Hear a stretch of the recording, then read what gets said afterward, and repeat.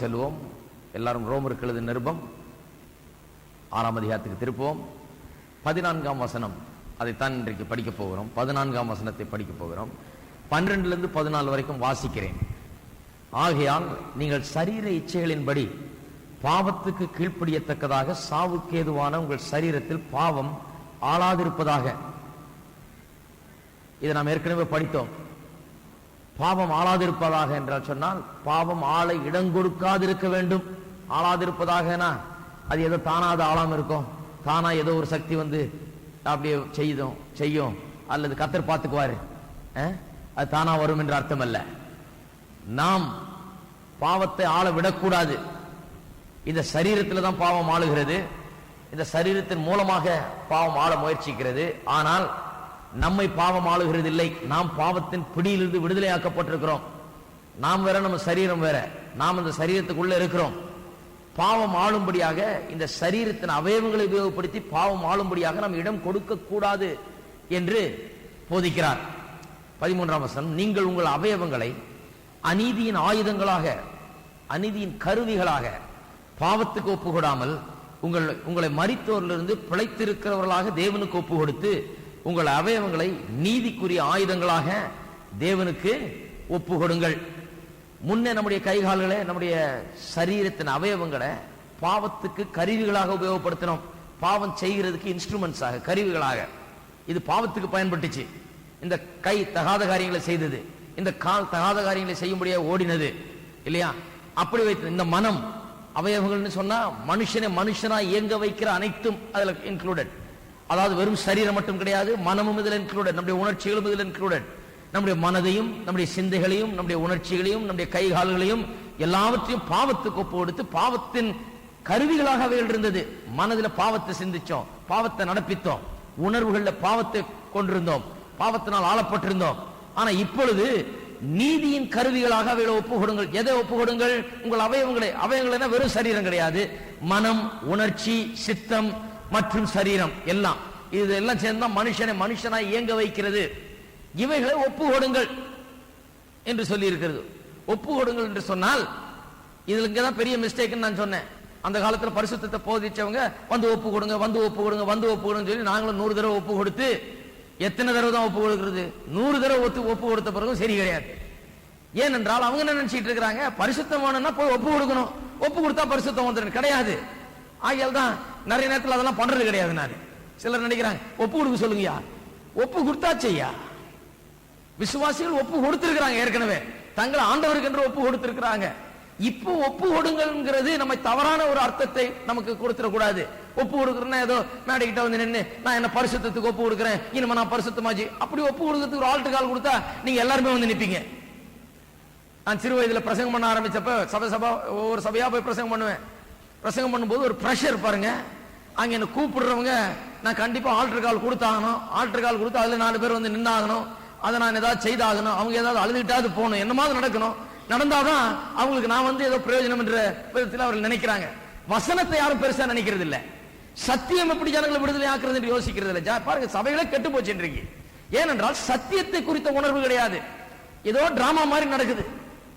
ஊன்றதும் அங்க ஓடுறது இங்க ஓடுறதோ, ஏசு இங்க இருக்கிறார் அங்க இருக்கிறாங்கிறதும் இப்படிப்பட்ட காரியங்களை நடப்பித்து அதை பண்ணி இதை பண்ணி கடைசியில ஒரு 4 பேரை முன்னால கொண்டாந்து எதையாவது அள வச்சு, உருளை வச்சு, பெரல வச்சு, விழ வச்சு, என்னத்தையாவது செய்து இப்படிப்பட்ட டிராமாக்கள் நடக்கிறது ஒழிய இதுல பலன் வந்து ரொம்ப கொஞ்சம் நெக்லிஜிபிள், ஒண்ணுமே கிடையாது. இதுல வர்ற பலன் வந்து அது ஒண்ணுமே கிடையாது. இதை நான் வாரம் பண்ண தெரியும், எனக்கும் தெரியாம இல்ல. அது பண்றது ரொம்ப ஈஸி. அது ஒரு டிராமா மாதிரி நடப்பிக்கலாம். உங்களை அள வச்சு இங்க கொண்டாந்து இங்க முழங்கால் போட வச்சு இங்க எதையாவது பண்ணி ஒப்பு கொடுன்னு சொல்லி ஏதாவது பண்ணலாம். அதல்ல, சத்தியத்தை அறிவீர்கள், சத்தியம் உங்களை விடுதலை. நீங்க ஒப்பு கொடுத்தாச்சு, சத்தியம் உங்களை விடுதலை ஆக்குன இன்றைக்கு. ஆகியால் அதுல எல்லாம் ரொம்ப முக்கியத்துவம் செலுத்துகிறது இல்ல. ஆண்டவரை ஏற்றுக்கொள்கிறவர்கள் கூப்பிடுறேன், சில நேரத்தில் மற்ற காரியங்களுக்காக கூப்பிடலாம். ஆனால் பரிசுத்தம் என்று சொன்னால் எல்லாரும் பரிசுத்தமாய் வாழ விரும்புகிறோம். பரிசுத்த ஜீவியம் அவசியம் என்பதை வேதம் நமக்கு சொல்லுகிறது. எப்படி அது வரும்? ஒப்பு கொடுக்கிறதுனால அல்ல. ஒப்பு கொடுக்கிறது என்ற வார்த்தை இங்கே தவறான ஒரு அர்த்தத்தை நமக்கு தருகிறது போல இருக்கிறது. அதனால தான் தவறி போயிட்டோம் இத்தனை வருஷமா. ஒப்பு கொடு ஒப்பு கொடு ஒப்பு, நானும் 100 தடவை ஒப்பு கொடுத்துட்டேன். கடைசியில தான் அந்த மேடைக்கு போறதை நிறுத்தினேன். இனிமே இது செல்லாது போல இருக்குது, அங்க போய் ஒப்பு கொடுத்து இன்னும் ஒண்ணு நடக்கல, இனிமே அடுத்தது ஆக வேண்டியது பார்ப்போம் போதுதான் சத்தியம் விளங்க ஆரம்பிச்சது. என்ன ஒப்பு கொடுங்கள் என்ன சொன்னா என்ன? உங்கள் மனதையும் சிந்தையும் எண்ணங்களையும் உணர்ச்சிகளையும் கைகளையும் கால்களையும் இதை ஒப்பு கொடுங்கள். மேடைக்கு வந்து இங்கே ஒப்பு கொடுங்கள்ல, தினந்தோறும் ஒப்பு கொடுங்கள். எதுக்கு ஒப்பு கொடுங்கள்? பாவத்தை செய்ய ஒப்பு கொடாமல் நீதியை நடப்பிக்க ஒப்பு கொடுங்கள். It is an active lifestyle. ஒவ்வொரு நாளும் நான் செய்ய வேண்டிய ஒன்று. ஏதோ ஒரு நாள் கன்வென்ஷன் அப்ப வந்து இங்க ஒப்பு கொடுக்கிறது இல்ல பரிசுத்தத்துக்கு. தினந்தோறும் பாவத்துக்கு நோ, நான் பாவம் செய்ய மாட்டேன், பாவத்துக்கு எனக்கு பங்கு இல்ல, இந்த சாக்கடையில் இந்த குப்பையில நான் கையை வைக்க மாட்டேன், இதோட எனக்கு சம்பந்தம் கிடையாது, இல்ல நான் செய்ய மாட்டேன், அநீதியை நடப்பிக்க மாட்டேன். இந்த சரீரமும் இந்த எண்ணங்களும் இந்த உணர்ச்சிகளும் எனக்குள்ள எல்லாமே கர்த்தருக்கு சொந்தமாக இருக்கிறது. நீதியை நடப்பிக்கிற கருவிகளாக இன்றைக்கு நான் ஒப்பு கொடுப்பேன். இந்த நிமிஷம் நான் அதை செய்வேன், சாயங்காலம் அதை செய்வேன், மத்தியானம் அதை செய்வேன், நாளைக்கு அதை செய்வேன். ஒவ்வொரு நாளும் 24 மணி நேரமும் இப்படி நம்முடைய அவயவங்களை, சரீர அவயவங்களையும் மனதையும் ஒப்பு கொடுக்கிறது தான் பரிசுத்தத்துக்குள்ள நம்மை நடத்தும். எல்லாரும் ஒரு ஆமென் சொல்லுங்க. இப்பவே விடுதலையான மாதிரி இருக்குது.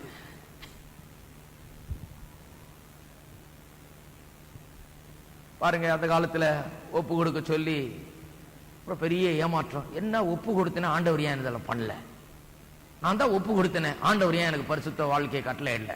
இன்னும் நான் ஏன் பாவம் செய்துட்டு இருக்கிறேன்? இன்னும் நான் ஒப்பு கொடுத்தீங்கன்னா அன்னைக்கு ஒப்பு கொடுத்தீங்க, தினந்தோறும் ஒப்பு கொடுக்குறீங்களா? காலையிலையும் மாலையிலையும் மத்தியானம் ஒப்பு கொடுக்குறீங்களா? 24 மணி நேரம். அதுதாங்க, இது தெரியாம நாங்க அந்த காலத்துல தவித்தோம்.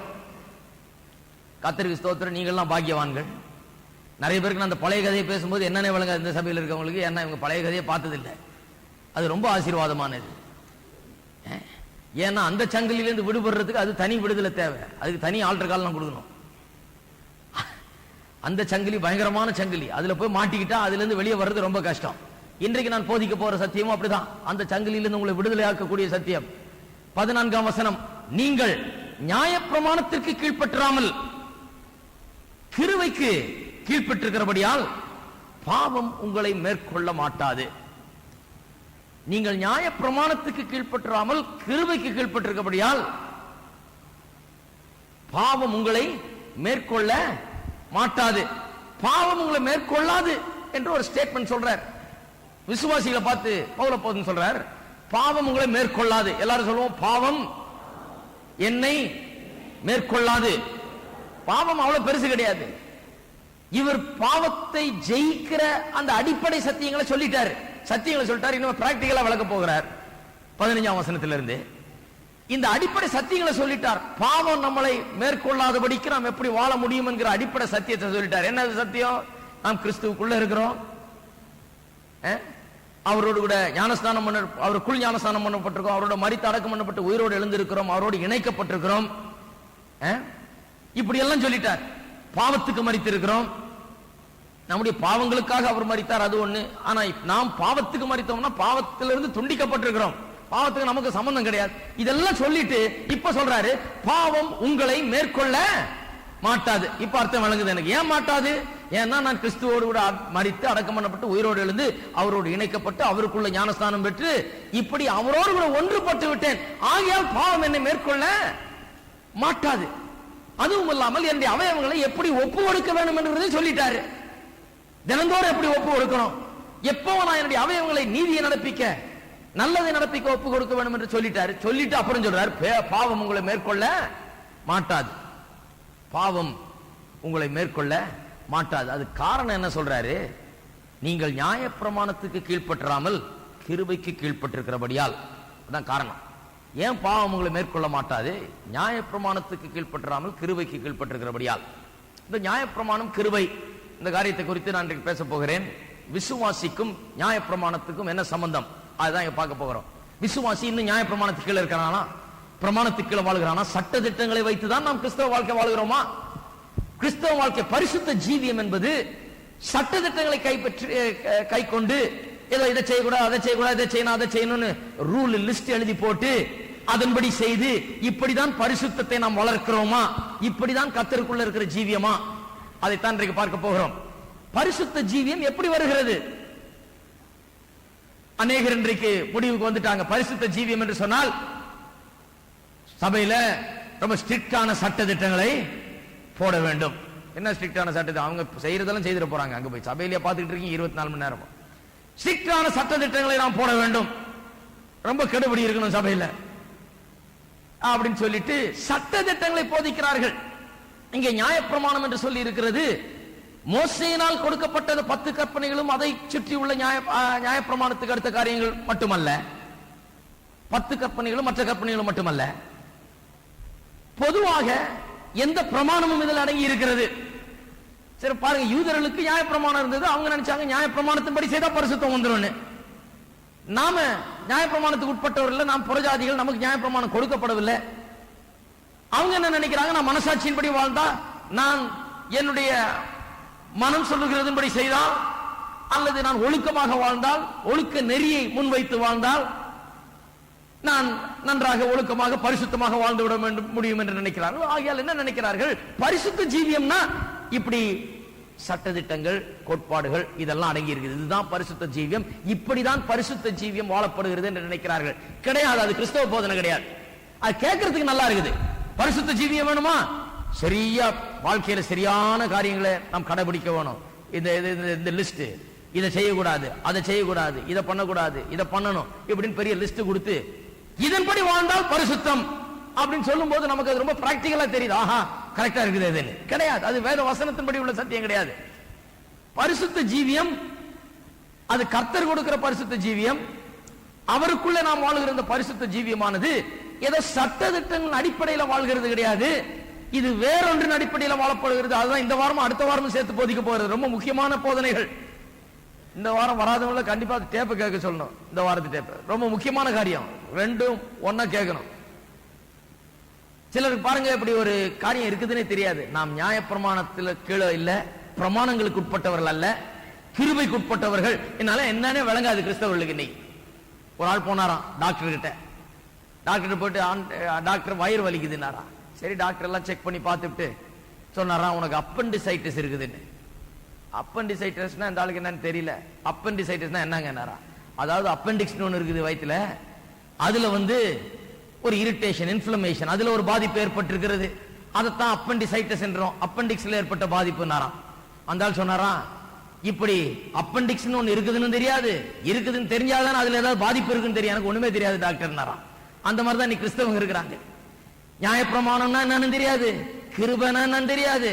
நாம நியாயப்பிரமாணத்துக்கு உட்பட்டவர்கள் இல்ல, கிருபைக்கு உட்பட்டவர்கள் விளங்குறது கிடையாது. அவங்க என்ன நினைச்சு எல்லாத்தையும் போட்டு ஒரு கதபமா போட்டு குழப்பி உழப்பி கிறிஸ்தவ வாழ்க்கையை குழப்பி வச்சிருக்கிறாங்க. அப்புறம் ஐயோ வயிறு வலிக்குதே, ஐயோ இங்க வலிக்குதே, அங்க வலிக்குதே, இது சரியா வரலையே, பரிசுத்தம் வரமாட்டேங்குதே, என்னமோ முயற்சி எடுத்து பாக்குறேன், எப்படி பண்ணாலும் இந்த சாத்தா நம்மளை தோற்கடிச்சிடறானே, இப்படி சொல்லிட்டு இருக்கிறாங்க. இது என்ன விளங்குறது இல்லை என்னன்னு. நாம் கிருபைக்கு உட்பட்டிருக்கிறோம், ஆகையால் தான் பாவம் மேற்கொள்ளுகிறது இல்ல. பிரமாணத்துக்கு உட்பட்டு வாழ்ந்தால் பாவம் நம்மை மேற்கொள்ளும் என்று வேதவசனம் சொல்லுகிறது. பாருங்க, அநேக சபைகள் இன்றைக்கு ஜனங்களை பிரமாணத்துக்கு உட்படுத்த பார்க்கிறார்கள். அவருடைய சட்டத்திட்டங்களுக்கும் எவ்வளவு நல்லதா இருந்தாலும் சரி, நான் சொல்றேன், நல்ல சட்டத்திட்டங்களா இருக்கலாம், இருந்தாலும் கூட சட்டத்திட்டத்தின்படி வாழ்வதுதான் பரிசுத்தம் என்றதை போதித்து பிரமாணத்துக்கு உட்படுத்த பார்க்கிறார்கள். இன்றைக்கு யூதர்கள் அந்த காலத்திலே 1வது நூற்றாண்டு சபையிலே ஒரு பெரிய பிரச்சனை என்னன்னா, போய் பிரசங்கம் பண்ணா இயேசுவின் மூலமா ரட்சிப்பு உண்டு என்று பிரசங்கம் பண்ணிடுறாங்க. பண்ணிட்டு அவங்களுக்கும் சரியா விளக்கம் தெரியல பாருங்க. அப்புறம் போட்டு குழப்புறது.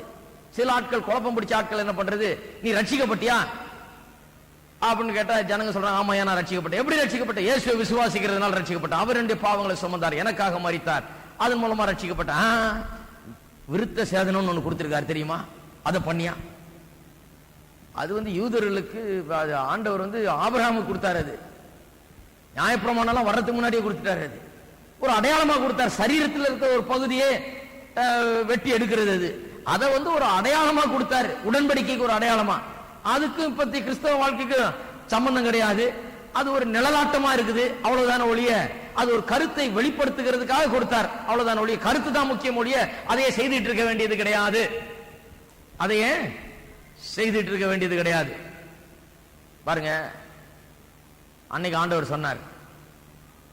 அன்னைக்கு ஆண்டவர் ஒரு நாள் என்ன பண்ணாரு, துண்டை கையில் எடுத்துக்கிட்டு தண்ணி எடுத்து எல்லாரும் பாதத்தையும் கழுவினார். கழுவிட்டு தொடச்சு நீங்களும் இதையே செய்யுங்க. அதனால இன்னைக்கு அதையே செய்துட்டு இருக்கிறாங்க. எல்லாரும் என்ன பண்ணிட்டு இருக்கிறாங்க? துண்டு எடுத்துக்கிட்டு காலா கழுவிட்டு இருக்கிறாங்க. அதே செய்ய சொன்னாரு.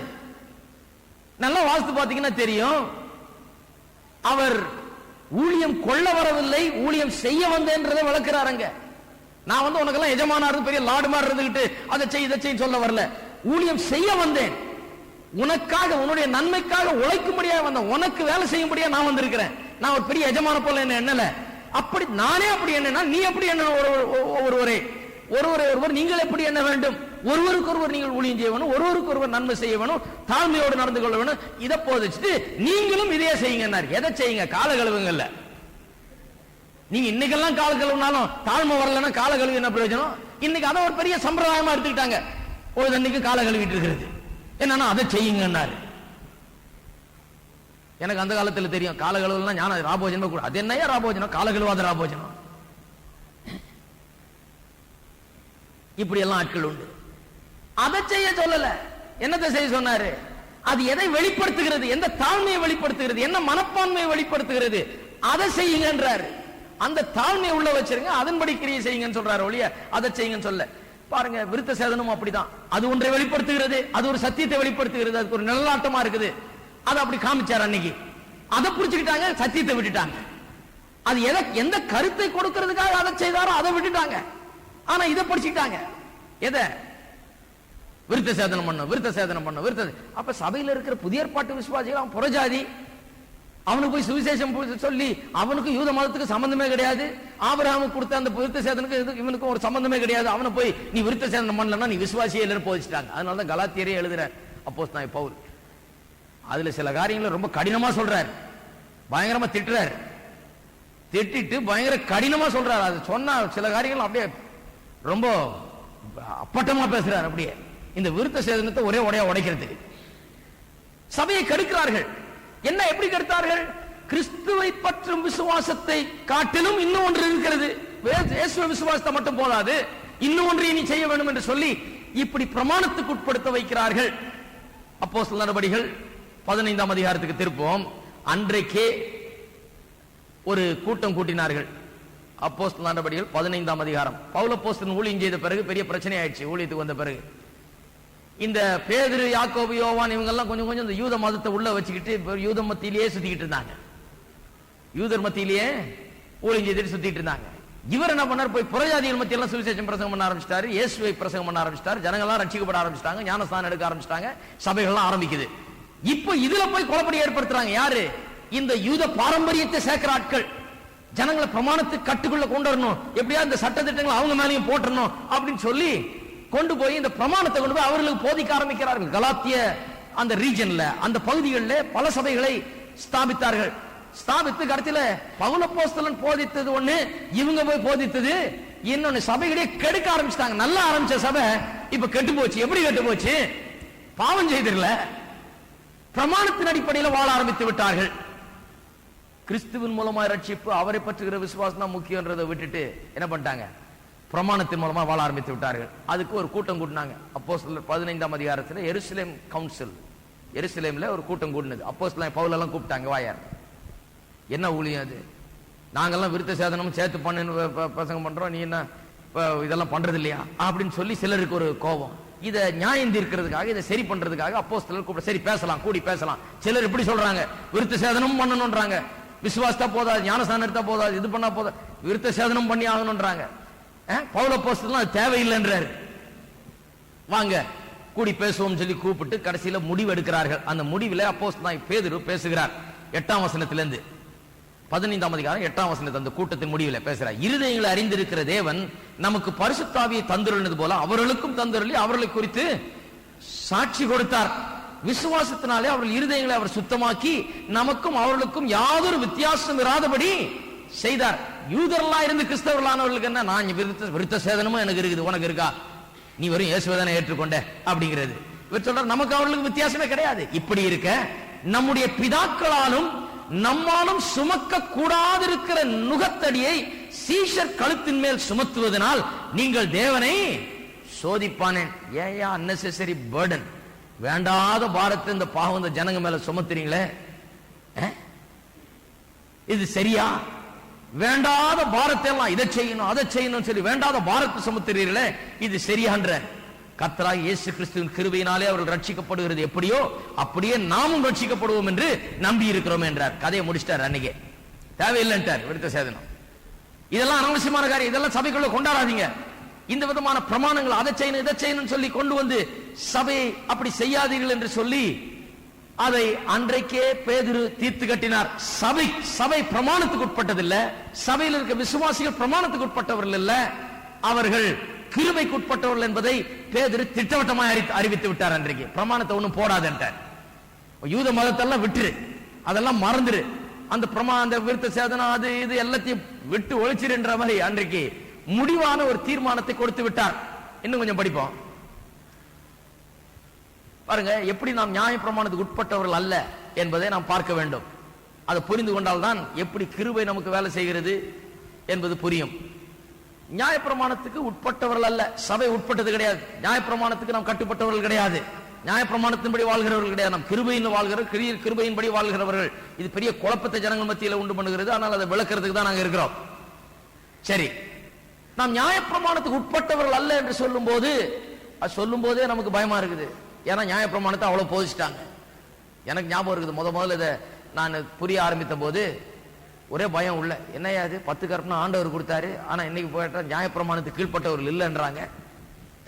அதுல இருந்தெல்லாம் விடுதலை ஆக்கிட்டார் ஆண்டவர், அதெல்லாம் நமக்கு கிடையாது, அதெல்லாம் கிடையாது, நமக்கு அதுக்கு உட்பட்டவர்கள் இல்லைன்னு சொல்றாங்களே அப்படின்னு சொல்லி உள்ளுக்குள்ள ஒரு பயம், இது சரியா தப்பாது. ஆகையால இன்றைக்கு நான் அதை மிகவும் அதிகமாக விளக்கப் போகிறேன். முதலாவது ஒரு காரியம், இதை புரிந்து கொள்வதற்கு நியாயப்பிரமாணத்தை குறித்த 3 உண்மைகள் நமக்கு முதல்ல தெரியணும்.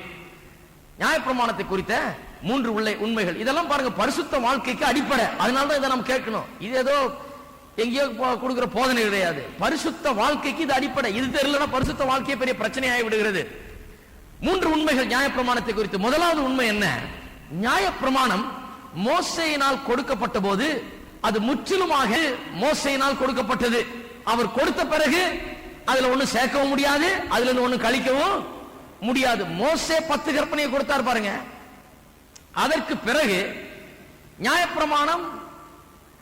நியாயப்பிரமாணத்தோடு மற்றவை சேர்க்க முடியவில்லை. யோவான் எழுதின சுவிசேஷம் வாசிப்போம். நியாயப்பிரமாணத்தோடு வேற ஒன்றையும் சேர்க்க முடியாது, அதிலிருந்து ஒன்றையும் எடுத்து போடவும் முடியாது. யோவான் 1:17 எப்படி எனில் நியாயப்பிரமாணம் மோசேயின் மூலமாய் கொடுக்கப்பட்டது, கிருபையும் சத்தியமும் இயேசு கிறிஸ்துவின் மூலமாய் உண்டாயின. நியாயப்பிரமாணம் மோசேயின் மூலமா வந்தது. மோசே வர்றதுக்கு முன்னால நியாயப்பிரமாணம் கிடையாது. ஆதாமில் இருந்து மோசே வரைக்கும் நியாயப்பிரமாணம் கிடையாது. நியாயப்பிரமாணம் 10 கற்பனை மோசே கொடுத்த போது அப்பொழுதுதான் நியாயப்பிரமாணத்தின் காலம் ஆரம்பமானது. அது முழுமையாக அன்றைக்கு கொடுக்கப்பட்டது. அதோடு ஒன்றையும் சேர்க்க கூடாது, அதிலிருந்து ஒன்றை கழிக்க கூடாது என்று வேதவசனம் சொல்லுகிறது. ரோமர் 5:13-14 வாசிப்போம். 5:13-14. இப்படியாக ஒரே மனுஷனாலே பாவமும் பாவத்தினாலே மரணமும் உலகத்தில் பிரவேசித்தது போலவும் எல்லா மனுஷரும் பாவம் செய்தபடியால் மரணம் எல்லாருக்கும் வந்தது போலவும் இதுவும் ஆயிற்று. நியாயப்பிரமாணம் கொடுக்கப்படுவதற்கு முன்னும் பாருங்க, திட்டவட்டமா சொல்லுது நியாயப்பிரமாணம் எப்ப கொடுக்கப்பட்டது என்று. நியாயப்பிரமாணம் கொடுக்கப்படுவதற்கு முன்னும் பாவம் உலகத்தில் இருந்தது. நியாயப்பிரமாணம் இல்லாதிருந்தால் பாவம் எண்ணப்பட மாட்டாது. பாருங்க, பாவம் எப்பவுமே இருந்தது. நியாயப்பிரமாணம் வரும்போது பாவம் வரல, பாவம் ஏற்கனவே இருந்தது, நியாயப்பிரமாணம் பின்னாடி வந்தது. நியாயப்பிரமாணம் மோசேயின் மூலமாய் வந்தது, இதுதான் உண்மை. அதுக்கு பிறகு ஒரு நியாயப்பிரமாணம் வரல. அதுக்கு பிறகு மோசேயிட்ட ஆண்டவர் 50% நியாயப்பிரமாணத்தை கொடுத்துட்டு மீதி 50% பிறகு கொடுக்கல, முழுமையாக கொடுத்து முடித்து விட்டார். இரண்டாவது உண்மை, நியாயப்பிரமாணத்தை குறித்த இரண்டாவது உண்மை என்னவென்றால், நியாயப்பிரமாணத்துக்கு கீழாக வாழ்கிறவர்கள் அதில் உள்ள எல்லாவற்றையும் எல்லா நேரத்திலும் முழுமையாக கடைபிடிக்க வேண்டும்.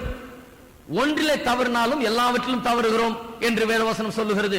நியாயப்பிரமாணத்துக்கு கீழ்ப்பட்டு வாழ்கிறவர்கள், கீழ்ப்பட்டிருக்கிறவர்கள், அதாவது இன்னைக்கு நீங்க நியாயப்பிரமாணத்துக்கு கீழே வாழணும்னா, இல்ல நியாயப்பிரமாணம் எனக்கு இருக்குது, நான் நியாயப்பிரமாணத்துக்கு கீழே வாழ போறீங்கன்னு சொன்னீங்கன்னா, வசனம் வாசித்து காமிக்கிறேன் பாருங்க.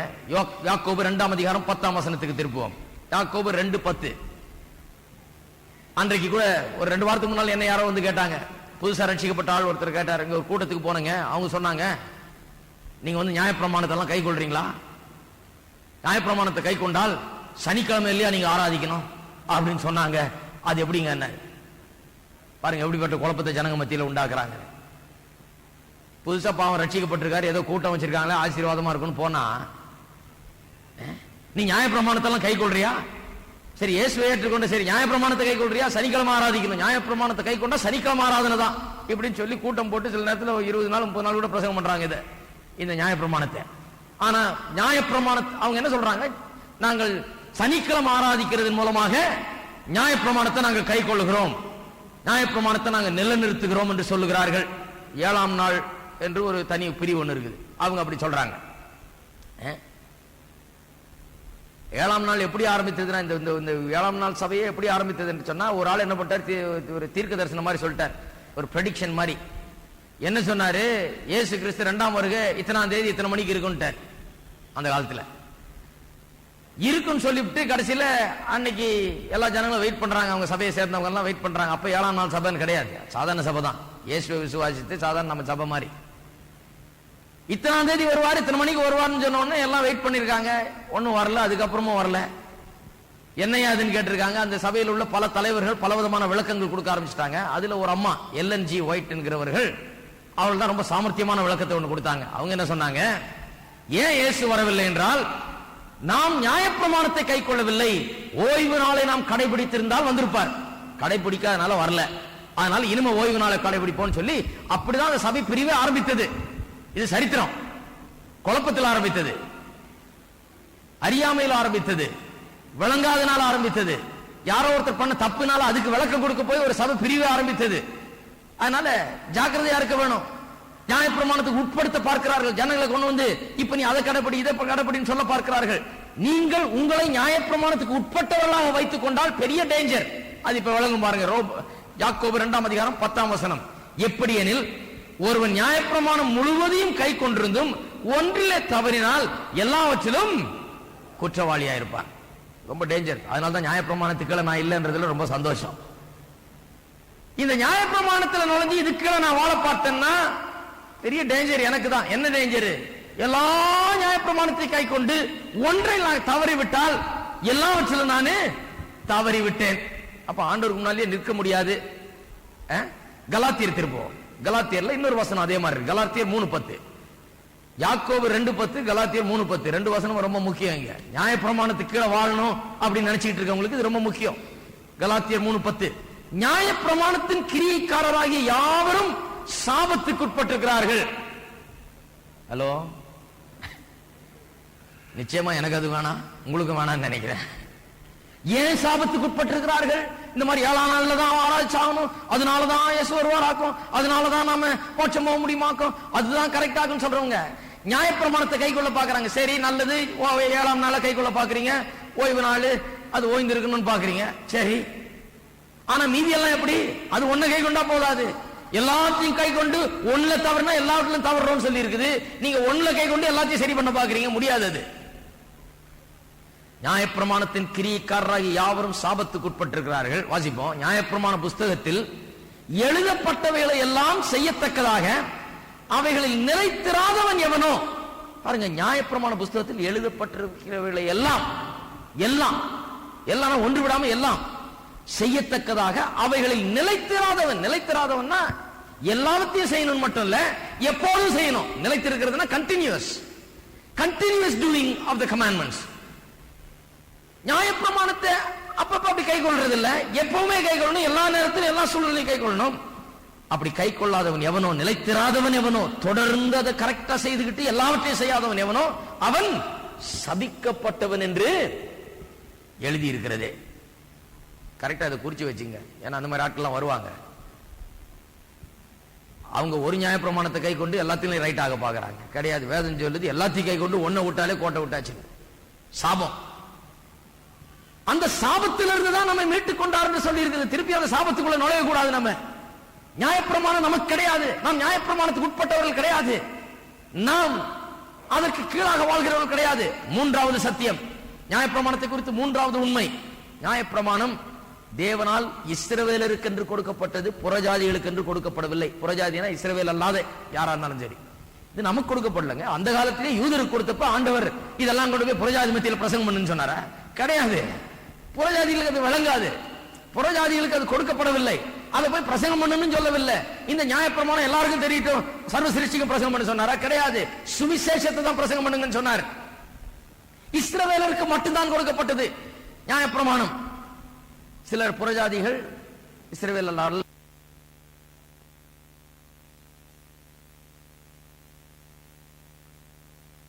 ஒரு பெண்ணை குறித்து வாசிக்கிறோம்.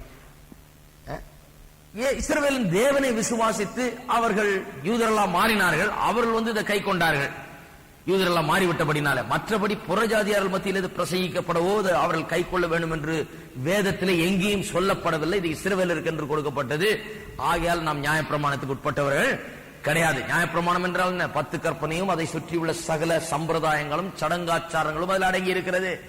யாத்ராகமும் லேவியராகவும் எண்ணாவும் வாகும் ஆகிய 4 புஸ்தகங்கள் அடங்கி இருக்கிற சகல பிரமாணங்களும் சம்பிரதாயங்களும் சடங்காச்சாரங்களையும் சொல்லுகிறேன். அதெல்லாம் நமக்கு கிடையாது, நமக்காக கொடுக்கப்பட்டதில்லை. அது ஒன்றை விளக்கும்படியாய் கொடுக்கப்பட்டது, அவ்வளவுதான். யூதர்களுக்கு என்று கொடுக்கப்பட்டது. சரி, 3 உண்மைகளை சொல்லிட்டேன். 1, நியாயப்பிரமாணம் மோசேயினால் கொடுக்கப்பட்ட போது முழுமையாக கொடுக்கப்பட்டு விட்டது, 100% கொடுத்து முடிந்தாகிவிட்டது. 2வது, ஒரு நியாயப்பிரமாணத்தை கை கொண்டு அது கீழே வாழ வேண்டும் என்றால் ஒன்றிலே தவறினாலும் எல்லாவற்றிலும் தவறுகிறான், சாபத்துக்குள்ளாகிறான். 3வது, முதலாவது நியாயப்பிரமாணம் நமக்கு கொடுக்கப்படவே இல்லை, அது இஸ்ரவேலருக்கு கொடுக்கப்பட்டது. இப்பொழுது நியாயப்பிரமாணம் கொடுக்கப்பட்டது நோக்கம் என்ன? எதுக்காக தேவன் நியாயப்பிரமாணத்தை கொடுத்தார்? இதையும் நாம் பார்க்கணும். அப்பதான் வழங்க முடியும் நமக்கு நியாயப்பிரமாணத்துக்கு நாம் கீழ்ப்பட்டவர்கள் அல்ல என்பது. நியாயப்பிரமாணத்தை எதுக்காக கொடுத்தார்னு சொன்னா, முதலாவது மனுஷன் பாவி என்பதை அவனுக்கு எடுத்து காட்டும்படியாக கொடுத்தார். 10 கற்பனை எதுக்கு கொடுத்தார்? மனுஷன் பாவி என்பதை அவனுக்கு விளக்கி காட்டும்படியாக கொடுத்தார். அதை செய்து அவன் நீதிமானாக வேண்டும் என்று கொடுக்கவில்லை. இதை கடைபிடித்து அவன் தேவன் ரட்சிப்பை பெற வேண்டும் என்று கொடுக்கல. அதை கடைபிடித்து பார்த்து அதை செய்ய முடியாமல் அவன் தான் பாவி என்பதை உணர வேண்டும் என்று கொடுத்தார். பாவத்தை அது வெளிப்படுத்துகிறது, அவனுடைய பாவ நிலைமையை அது வெளிப்படுத்துகிறது. ரோமர் 3ஆம் அதிகாரத்துக்கு திருப்போம். ரோமர் 3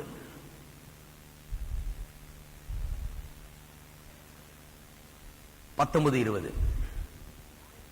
மேலும் வாய்கள் யாவும் அடைக்கப்படும்படிக்கும் உலகத்தார் யாவரும் தேவனுடைய ஆக்கினை தீர்ப்புக்கு ஏதுவானவர்களாகும்படிக்கும் நியாயப்பிரமாணம் சொல்லுகிறதெல்லாம் நியாயப்பிரமாணத்துக்கு உட்பட்டிருக்கிறவர்களுக்கே சொல்லுகிறது என்று அறிந்திருக்கிறோம்.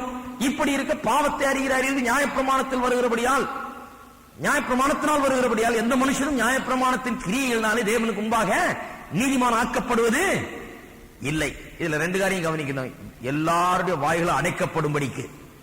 வாய்கள் அழைக்கப்படும்படிக்குன்னா யாரும் தேவன்கிட்ட கண்ணாமண்ணான்னு பேசிட்டு இருக்க முடியாது. தேவன்கிட்ட நான் ரொம்ப யோகியனாக்க நான் அப்படி பேச முடியாது. நியாயப்பிரமாணம் எல்லாருடைய வாயும் அடைக்குது, அதுக்காக கொடுக்கப்பட்டது. எப்படி அடைக்குது? நம்முடைய பாவத்தை உணர்த்துவதன் மூலமாக வாயை அடைக்குது. 2வது, பாவத்தை அறிகிற அறிவு நியாயப்பிரமாணத்தினால் வருகிறது சொல்லுகிறார். 7ஆம் அதிகாரத்தில் சொல்லும் போது சொல்றார், இச்சையாதிருப்பாயாக சொன்ன பிறகுதான் எனக்கு இச்சைன்றதே ஞாபகம் வந்தது என்றார் பவுல் அப்போஸ்தலன். நான் சொல்லியிருக்கேன் இல்லையா, சபையில போய் உட்காருவோம், இந்த மாதிரி சட்டத்திட்டங்களை பிரசங்கிக்கப்படுற சபையில போய் உட்காருவோம். நாங்க ஒண்ணும் பாவத்தையே நினைச்சிட்டு போய் பாவம் எப்ப செய்யலாம் காத்துட்டு இருந்து போய் உட்காரல. சபைக்கு வந்தது எதுக்கு வந்திருக்கிறோம்? போவோம், கர்த்தருடைய வார்த்தையை கேட்போம், ஆண்டவர் ஆராதிப்போம் வந்திருக்கிறோம். அவர் பாவத்தை பட்டியல் போட்டு காமிப்பாரு. பாவத்தை பட்டியல் போட்டு அதை செய்யாத இதை செய்யாத, சிலர் இப்படி செய்யறாங்க சிலர் அப்படி செய்யறாங்கன்னு போட்டு வெளுன்னு வெளுத்து வாங்குவாங்க. ஜனங்க ரொம்ப சந்தோஷமா இருக்கும். அந்த காலத்துல அடிச்சு பேசினார் யாரு, இவர் சொன்ன பிறகுதான் தெரியும் எங்களுக்கு, ஓஹோ இப்படிலாம் இருக்குது போல இருக்கு, நம்மளும் கொஞ்சம் செய்து பார்க்கணும் போல இருக்கு. அது வரைக்கும் ஒண்ணும் தெரியல. நியாயப்பிரமாணத்துக்கு அப்படிப்பட்ட ஒரு எஃபெக்ட் இருக்குது.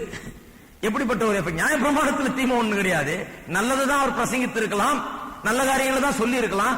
இருந்தாலும் இப்படி ஒரு எஃபெக்ட். அதுக்காக ஆண்டவர் நியாயப்பிரமாணத்தை கொடுத்தார். நியாயப்பிரமாணத்தை கொடுக்கும் போது அது பாவத்தை வெளிக்கொண்டு வருகிறது. பாவத்தை தன்னுடைய உள்ள பாவம் இருக்குதுன்னு மனுஷனை காண வைக்கிறது. அது அதுக்காக தான் நியாயப்பிரமாணம் கொடுக்கப்பட்டது. 7ஆம் அதிகாரத்தை வாசிப்போம். ரோமர் 7ஆம் அதிகாரம் 7ஆம் வசனம், 12ஆம் வசனம், 13ஆம் வசனம். ஆகையால் என்ன சொல்லுவோம்? நியாயப்பிரமாணம் பாவமோ? அல்லவே. பாவம் என்னதென்று நியாயப்பிரமாணத்தினால் நான் அறிந்தேனே அன்றி மற்றபடி அறியவில்லை. இச்சையாதிருப்பாயாக என்று நியாயப்பிரமாணம் சொல்லாதிருந்தால் இச்சை பாவம் என்று நான் அறியாமல் இருப்பேனே.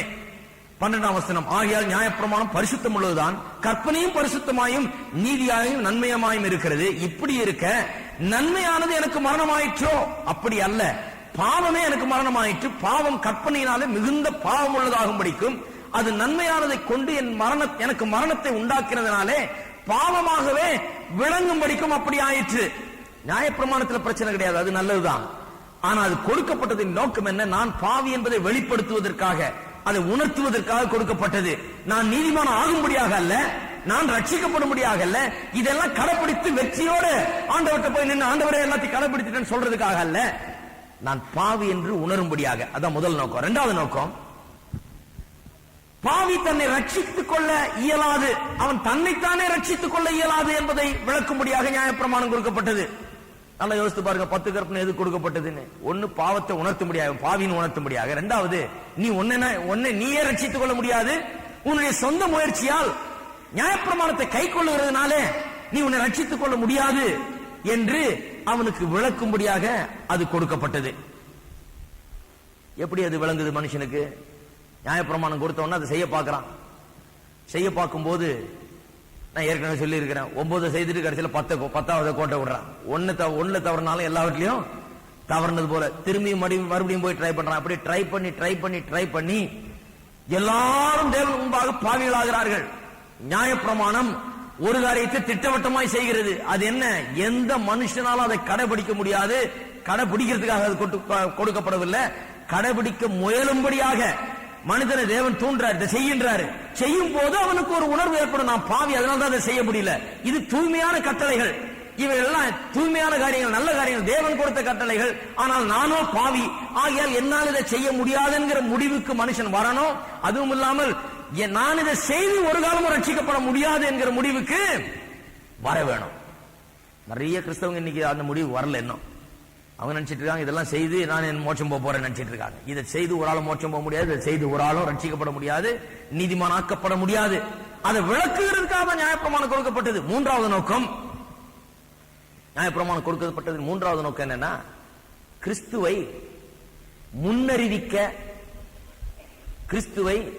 முன்னறிவிப்பதற்காக நியாயப்பிரமாணம் கொடுக்கப்பட்டது. மனுஷன் பாவின்றதை உணர்ந்துடுறான், தன்னால தன்னை ரட்சித்துக் கொள்ள முடியாது, தன்னிடத்தில் அப்படிப்பட்ட பலன் இல்ல, நியாயப்பிரமாணத்தை செய்வதன் மூலமாய் தன்னை ரட்சித்துக் கொள்ள முடியாது என்பதை உணர்கிறான், செய்ய முடியலங்கிறத உணர்கிறான். மூணாவது காரியம் என்ன? உன்னால செய்ய முடியலையா, உனக்கு ஒரு ரட்சகர் ஒருத்தர் வரப்போகிறார் என்பதை நியாயப்பிரமாணம் அறிவிக்கிறது. எப்படி அறிவிக்கிறது? ஒன்று, நியாயப்பிரமாணம் சொன்னா யாத்திராம், லேவியராம், எண்ணாம், உபாகம் எல்லாம் கலந்தான் நியாயப்பிரமாணம். அதுல உள்ள எல்லாவற்றும், எல்லா சம்பிரதாயங்கள், சடங்காச்சாரங்கள், அது சொல்லப்பட்டவை எல்லாம் அதுல பார்த்தீங்கன்னா எப்படி அறிவிக்கிறது சொன்னால் தீர்க்க தரிசனங்கள் மூலமாக அறிவிக்கிறது. மோசே கொண்டு தேவன் சொல்லுகிறார், இவரை போலவே இன்னொரு தீர்க்கதரிசி எழுப்பு என்று உபாகம் 18:19 சொல்லுகிறார். மோசே போலவே இன்னொருவரை எழுப்பு என்று சொல்லி அந்த இயேசுவை குறித்து சொல்லப்பட்ட வரப்போகிற ரட்சகரை குறித்து சொல்லப்பட்ட தீர்க்க தரிசனம் அது. அப்படி வெளிப்படையான தீர்க்க தரிசனங்களால் மட்டுமல்லாமல் மற்ற நிழலாட்டமான காரியங்கள், பஸ்கா ஆட்டுக்குட்டி அடிக்க சொல்றார். அது என்ன, எதற்கு அடையாளமா இருக்கிறது? அது அன்னைக்கு அடிச்சது மட்டும் இல்லாமல் ஒவ்வொரு வருஷமும் அடிக்கணும்ன்றாரு. அது எதற்கு அடையாளமா இருக்குது? இயேசு கிறிஸ்து வரப்போகிறார்.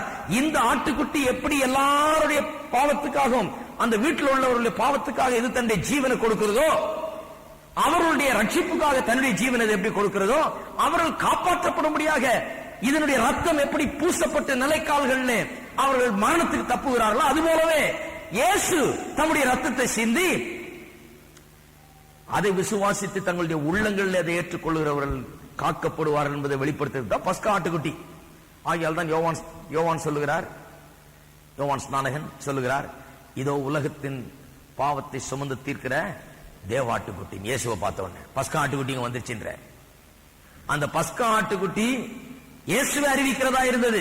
இப்படி நியாயப்பிரமாணத்தில் உள்ள சடங்காச்சாரங்கள், சம்பிரதாயங்கள், அதனுடைய சட்டத்திட்டங்கள் எல்லாமே இயேசுவை ஒரு விதத்தில் அறிவித்துக் கொண்டிருந்தது. இதுதான் நோக்கம்.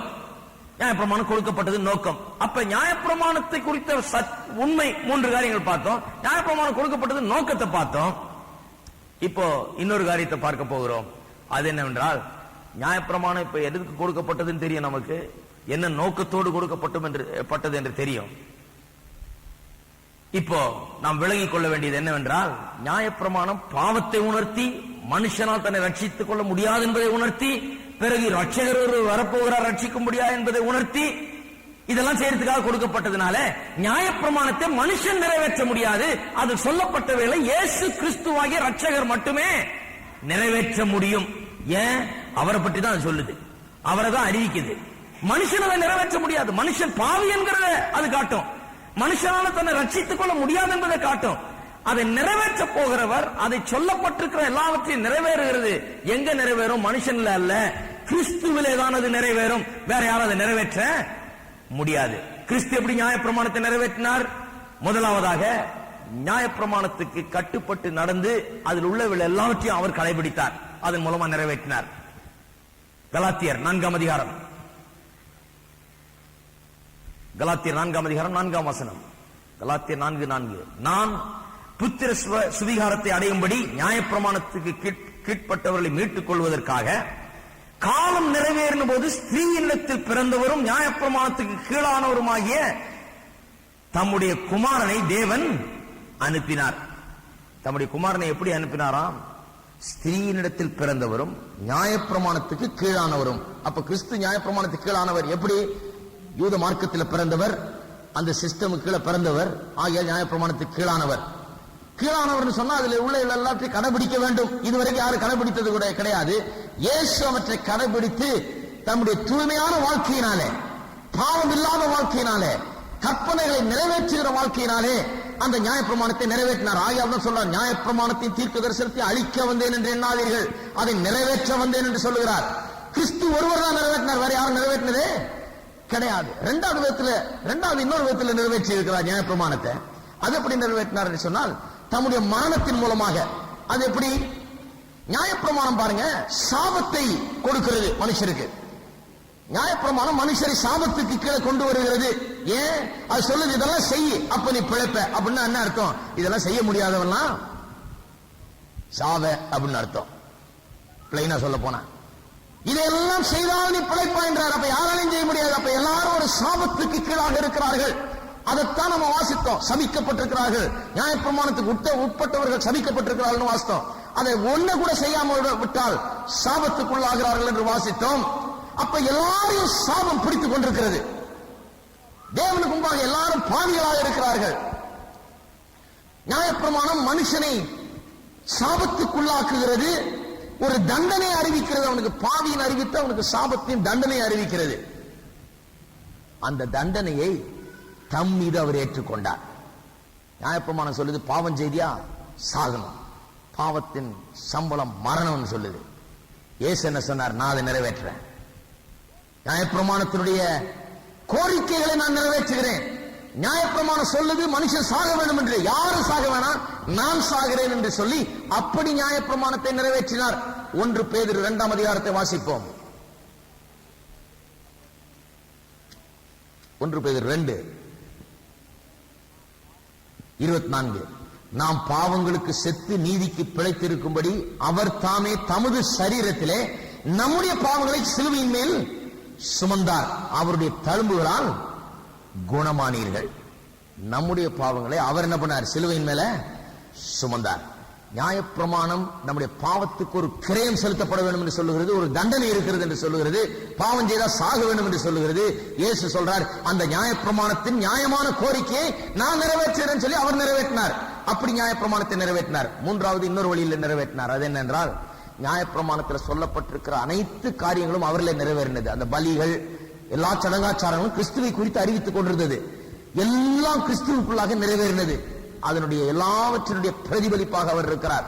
ஒட்டுமொத்தமாக யாத்ராம், லேவியராம், எண்ணாம், உபாகம் ஆகிய 4 புஸ்தகங்களில் சொல்லப்பட்டிருக்கிற நியாயப்பிரமாண புஸ்தகங்கள் என்று சொல்லப்பட்டிருக்கிற 4 புஸ்தகத்தில் சொல்லப்பட்டிருக்கிற அனைத்தும் கிறிஸ்துவை குறிக்கிறது. அது கிறிஸ்துவிலே நிறைவேறினது.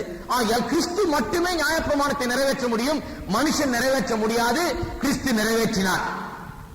ஹலோ, இருக்கிறீங்களா? அப்ப யார நான் நிறைவேற்றி பார்க்கிறேங்க? நீங்க நிறைவேற்ற முடியாது. நீங்க நிறைவேற்றுறதுக்காக கொடுக்கப்படல.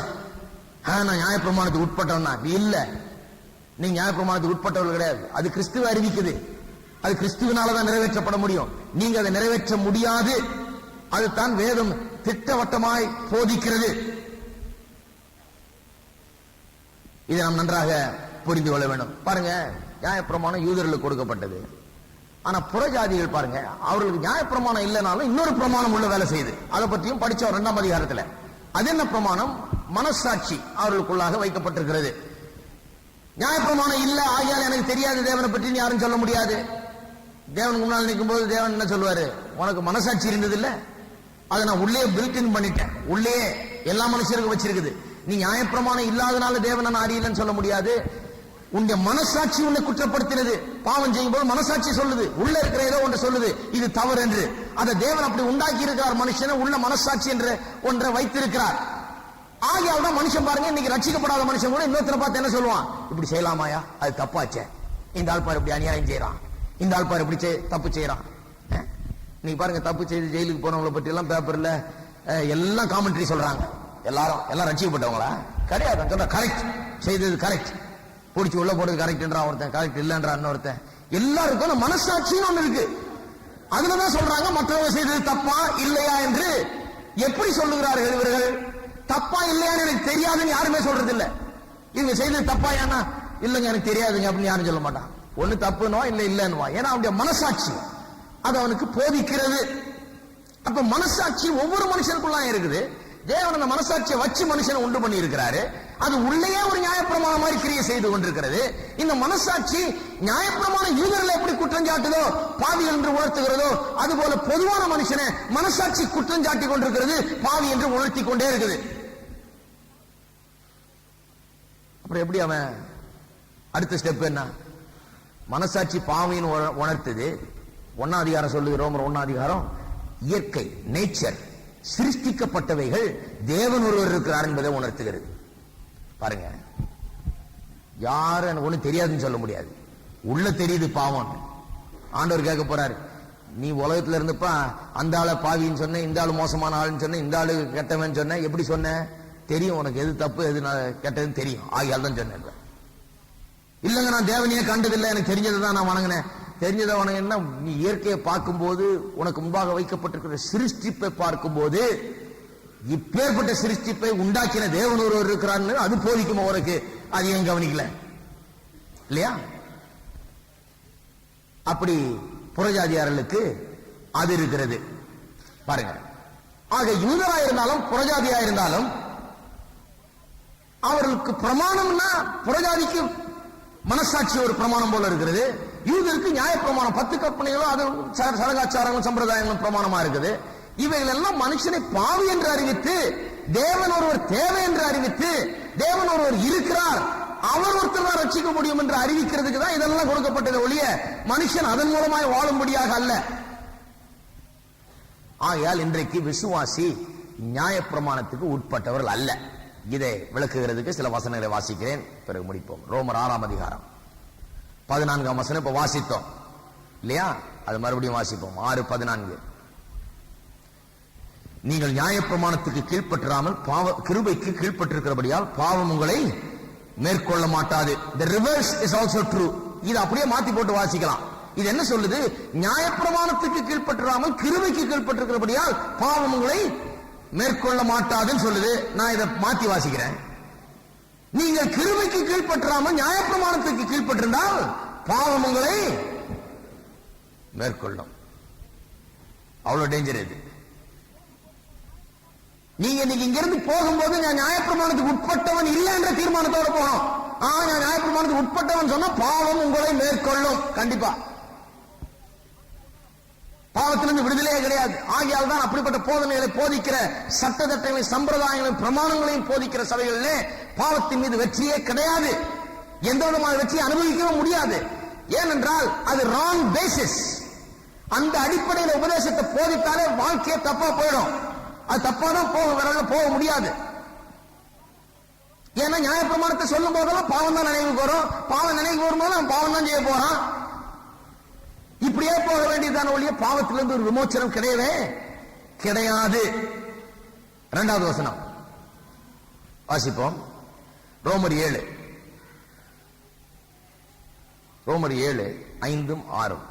நாம் மாம்சத்துக்கு உட்பட்டிருந்த காலத்தில் நியாயப்பிரமாணத்தினாலே தோன்றிய பாவ இச்சைகள் மரணத்துக்கு ஏதுவான கனிகளை கொடுக்கத்தக்கதாக நம்முடைய அவயவங்களிலே பலன் செய்தது. எல்லாரும் ராமன் சொல்லுங்க. எல்லாருக்கும் விளங்குது அது என்னன்னு. ஒன்னும் தெரியாத மாதிரி இருக்காதீங்க. இது தியாலஜி இல்ல, இது கிளீனா விளங்குது. நம்ம எப்படி இருந்தோம்னு சொல்லுது. இது நியாயப்பிரமாணத்தினாலே தோன்றிய பாவ இச்சைகள். அப்ப நியாயப்பிரமாணம் பாவத்தை தான் வெளியே கொண்டு வருது. ஆயால் தான் நான் நியாயப்பிரமாணத்துக்கு கீழே கிடையாது. நியாயப்பிரமாணத்துக்கு கீழே இருந்தா பாவம் தான் வெளியே வந்துட்டு இருக்கோம். இப்பொழுதோ நாம் பழமையான எழுத்தின்படி அல்ல. எல்லாரும் சொல்லுங்க, இப்பொழுதோ நாம் பழமையான எழுத்தின்படி அல்ல. அப்படின்னா என்ன அர்த்தம்? எழுத்தின்படி என்று சொல்லும் போது இந்த 10 கற்பனைகளையும் பழமையான எழுத்துக்கள் சொன்னா இந்த நியாயப்பிரமாணத்தை சொல்லுகிறது. பழமையான எழுத்தின்படி அல்ல, புதுமையான ஆவியின்படி ஊழியம் செய்யத்தக்கதாக. எல்லாரும் சொல்லுவோம், புதுமையான ஆவியின்படி ஊழியம் செய்யத்தக்கதாக. பாருங்க, கிறிஸ்தவ வாழ்க்கையின் அடிப்படையே வேற.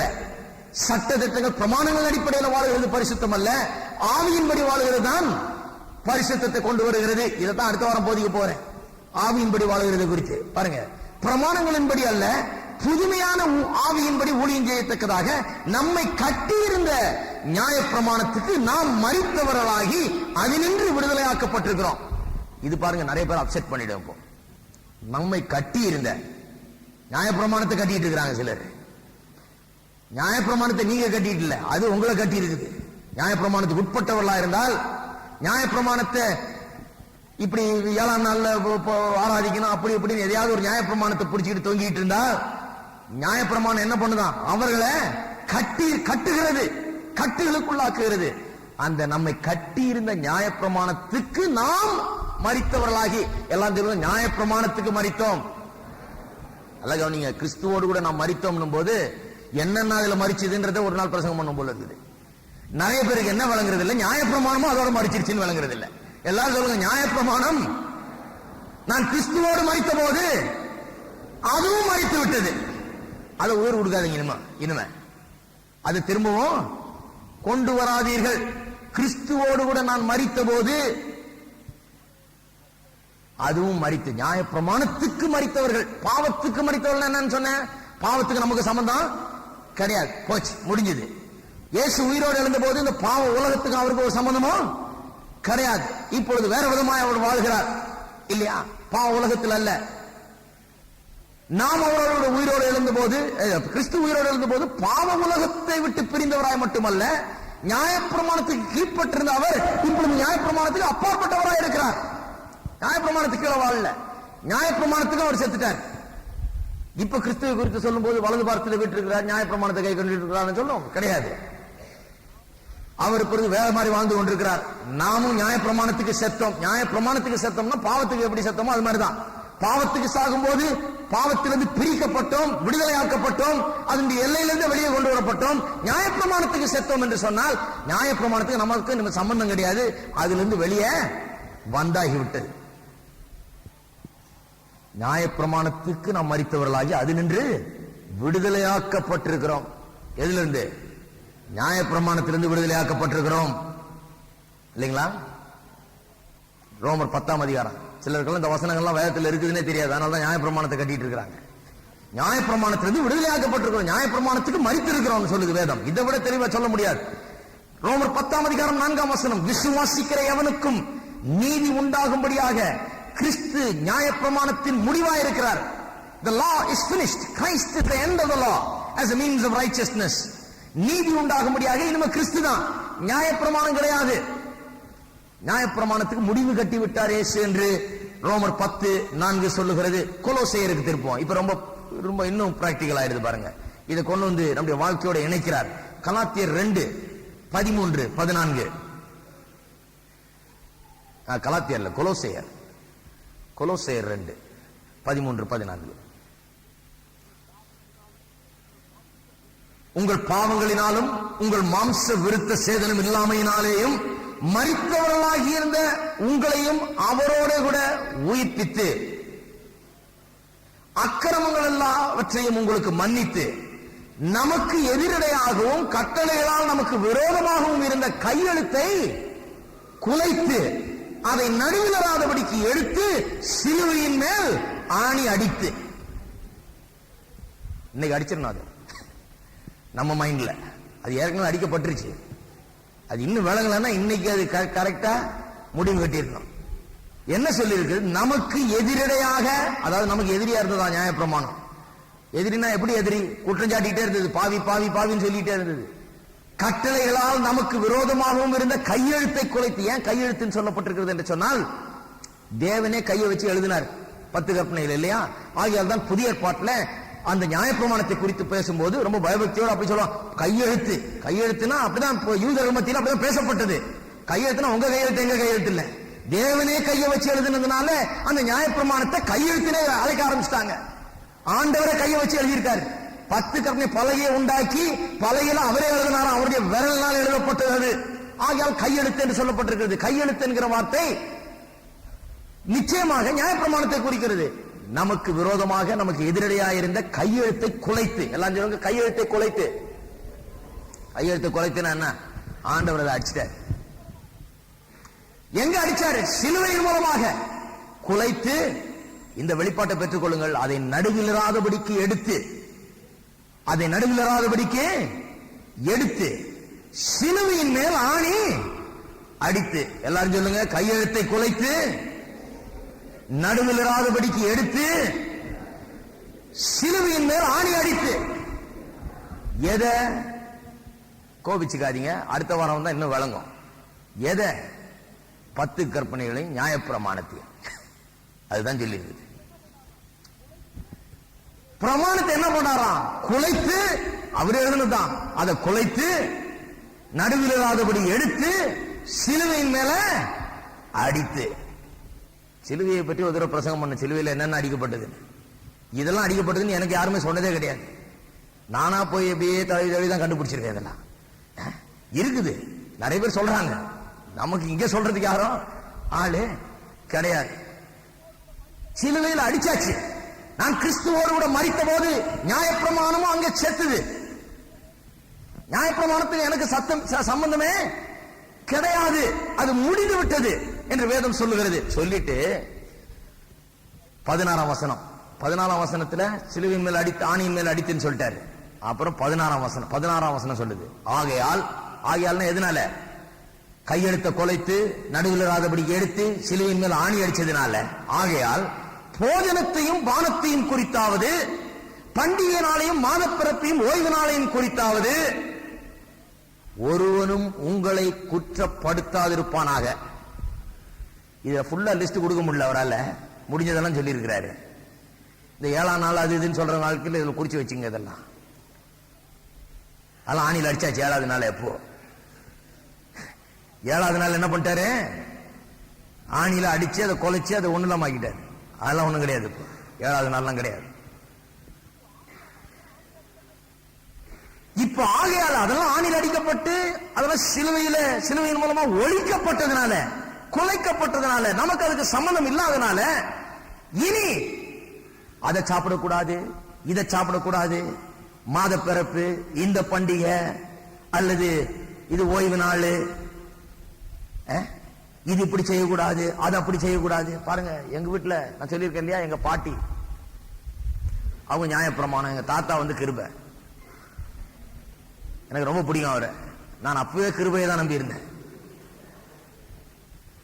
அவரு கிருபை, ஒரு நியாயப்பிரமாணம், ரெண்டுத்தையும் ஒரே ரூம்ல விட்டுட்டு ரொம்ப பெரிய போராட்டமா இருக்கும்.